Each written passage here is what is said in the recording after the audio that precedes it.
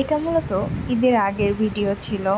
এই প্যাকেটটা রেডি করা হচ্ছে আমার শ্বশুরবাড়ির জন্য। আব্বু আম্মু আমার শ্বশুরবাড়িতে আমাদের এলাকার ভাষায় যেটাকে সাজন বলে সেটা আর কি পাঠিয়েছিল।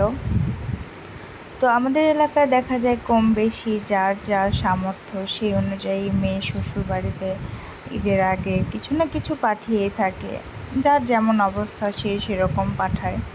তো আব্বু আম্মু যা যা বলেছিল সেগুলোই আর কি প্যাকেট করা হচ্ছিল, সব রকমের মশলা রাঁধুনি প্যাকেটে, তারপরে আটা, সেমাই, তেল, লবণ, আনুষঙ্গিক অ্যাকচুয়ালি যা যা লাগে আর কি সেগুলোই আর কি প্যাকেট করা হচ্ছিল।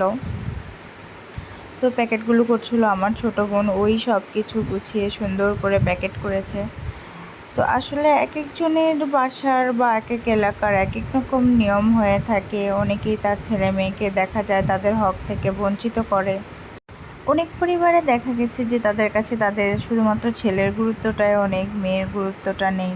আসলে আল্লাহ এরকম পরিস্থিতিতে কখনোই কাউকে না ফেলুক, সবার যতটুকু প্রাপ্য সেই জায়গা থেকে সব কিছু পাক, এই কামনাই করি।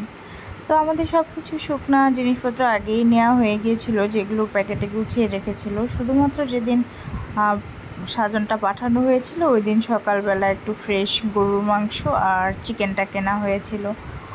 তো বাসার পাশে যখন চিকেনটা পাওয়া যায় একটু দূরে যেয়ে আর কি দেশি মুরগিটা নিয়ে আসতে হয়েছে। আর ঈদের আগে দেখা যায় রোজার সময় তো ম্যাক্সিমাম দোকানই সকালবেলা বন্ধ থাকে, যার জন্য আর কি একটু প্যারা খেতে হয়েছিল, তারপরও পাওয়া গিয়েছে, তো নিয়ে এসেছি।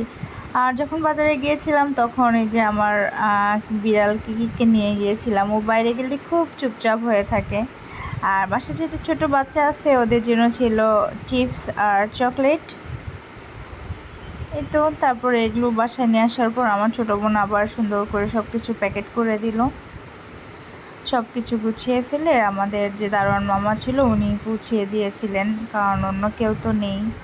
আর পাশাপাশি যেহেতু এজন্য বেশি কষ্ট হয় নাই, মামাই পৌঁছিয়ে দিয়েছে। আব্বু আম্মু থাকলে হয়তো বিষয়গুলো আরও সুন্দরভাবে তারা সাজিয়ে গুছিয়ে পাঠাতে পারতো, যেহেতু দূরে ছিল, যার জন্য এই স্বল্প পরিসরে এই আয়োজনটুকু ছিল।